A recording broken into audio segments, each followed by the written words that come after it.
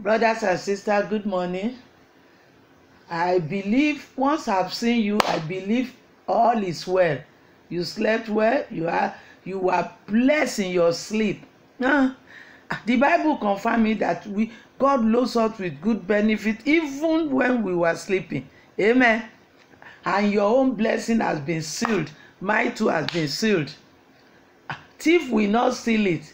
The Bible said, the devil is a thief. He come to steal, to kill and to destroy. He will not steal your joy. He will not sleep. He won't steal mine. In Jesus' name. God bless you all. Today is Tuesday. As usual, I pray for our senior citizens. May they enjoy the remaining of their years in Jesus' name.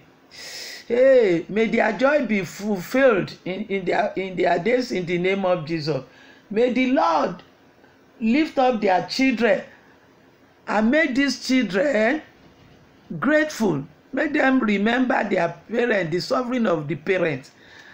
And the Lord will continue to bless the parents as well in Jesus' name. Today we are looking at a topic.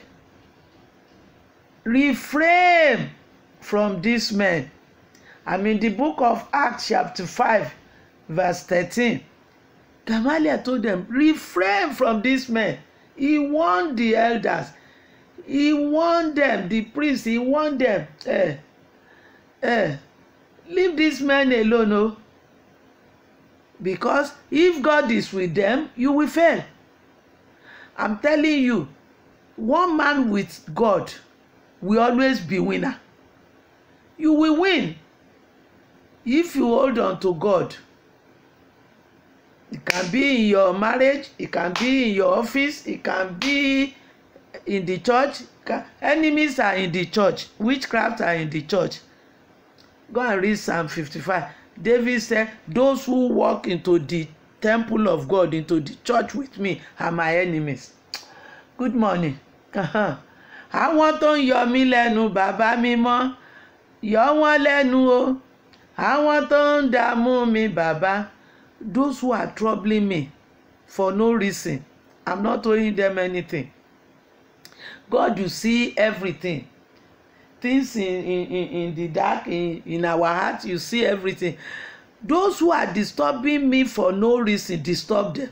Give them 10 plagues, 10 troubles to face in the name of Jesus. As you gave it to the Egyptian, give to them. Those who said they will not leave me alone, they will not allow me to do the assignment given to me by God. Those who said who are envy of my destiny, those who just hate me, give them problem as you gave to Egyptians in the name of Jesus.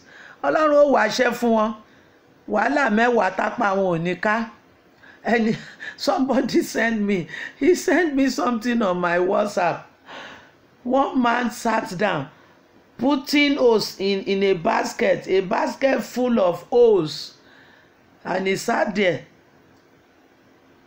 As he's just putting water there, the water was just going out, and he was waiting for the time the basket will be filled. Apẹ̀rẹ̀ ajáde, ó ń pọn mi sí, hallelujah. Hey! Stand by God. I'm begging you, please, in the name of Jesus, stand by God no matter what. Satan at times will flatter somebody and draw that person out. And immediately you are out of God's pavilion, he start punching you. Àmọ̀mọ̀ fi nǹkan tọ̀ ọ́. Rántí Bọ́sẹ̀ Ayamatanga. Obìnrin ẹja ní omi ẹ̀mí burúkú yẹn, ó fi oríṣiríṣi nǹkan tán. Ìwọ tó ń jẹ, o fẹ́ràn ìfà báyìí. You like free gift, free food in the office. Continue. Hallelujah. Go and ask Ayamatanga. Go and ask Bose. They will lure you out of your comfort zone and start punching you. Hallelujah. Stand by God. kò kùnà rí, he never fail and he will not fail you. Things can be tough, I'm not disputing that, but I want to tell you that after that tough period, another season is coming up that will be very easy. That you will enjoy. That everything will be smooth in the name of Jesus. Àkókò kan ń bọ̀ tí nǹkan ó rọrùn fún ọ. Ó rí bẹ́ẹ̀ ni obìnrin mi wọ́n kanra mọ́ nílé ọkọ, wọ́n kanra mọ́ á sì forí tì á rọjú, ṣùgbọ́n lẹ́yìn pẹ̀lú àdúrà ni o, kì í ṣe kó káwọ́ gbéra, kì í ṣe kó kàn máa wò wọ́n níran ó fẹ́ fàyè rẹ̀ tọrẹ. Pẹ̀lú àdúrà àtàwẹ̀, má dúró kànyàn fún ọ, àdúrà àtàwẹ̀, Olúwa gbà mí, Olúwa fà mí yọ, Olúwa jà fún mi, Olúwa gbè mí níjà, òun ò léèyàn, I don't have any helper. You are my helper, I have no helper, help me Lord, save me Lord, deliver me from them, destroy, separate us by fire. Ẹja tẹ̀síwájú, o gbọ́dọ̀ màdúrà àgbà o, gbọ́dọ̀ màdúrà àgbà. I'm written in his palm. I belong to Jesus. I belong to my God. I belong to Jesus. You have to tell yourself, if you are sure you belong to him, you will be saying it, I belong to Jesus. Thank you, Father, this morning. I believe I'm written in your palm. You see there, who can erase it? My name is still there. I belong to you. I give my life to you. I love you, Jesus. I love you. The Bible said is the groom of the church. The church is the bride, and we are the church. Hallelujah. I'm not an ordinary person like my master. Let's go and give thanks to Jesus. Have you greeted somebody? Greet somebody for me. Bless them. Bless them, and you too will be blessed. Whatever you do to somebody else, God will do it to you. Ohun tó bá ṣe fún ẹlòmíì, Ọlọ́run ó sì rán irúṣẹ́ bẹ́ẹ̀ sí ọ. Tó náà ṣe rere kí wọ́n lè rí ire gbà. Ẹ ṣe rere kẹ́yìn lè rí ire gbà. Ó gbàre. Let's go and give Father the glory. He is capable to fight alone for us. They locked the apostles, they locked them in the prison. Say, tomorrow we will bring them out. The angel brought them out. And when the people, the elders sent for them, the chief priest, the people said, we met the prison intact. The padlock is still there. Even the guide, they were at the gates, but the men were not inside.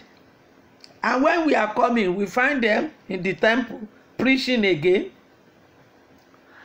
He did it for the 3 Hebrews. Even in exile, in a foreign land, in Babylon, he did it for them. He was looking at them when they were judging them, when they were embarrassing, humiliating them. But the men stood. They stood. They did not look at the king's face or anybody. They said, go ahead, king, do what you want to do. We are not going to worship idol. We are determined to stay with God, to hold on to Christ. I have decided to follow Jesus. Have you decided?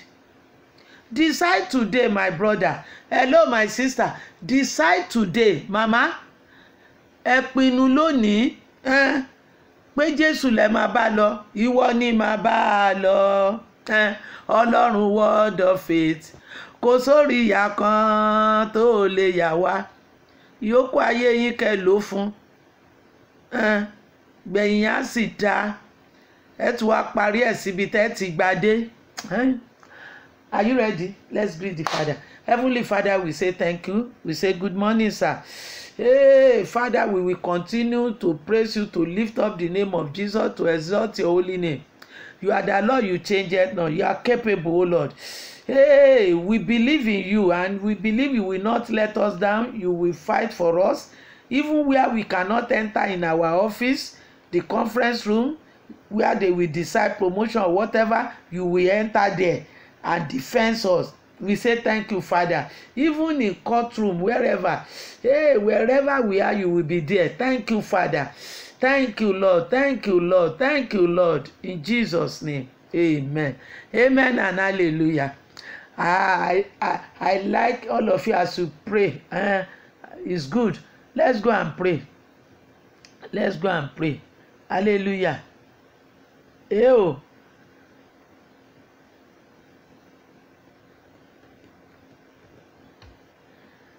Tell God, Lord, destroy every evil plan that the wicked one has organized for me.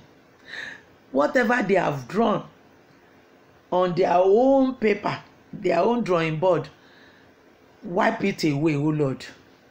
Whatever they have written down and signed, like that man, Haman, Father, destroy it and write new one in my favor.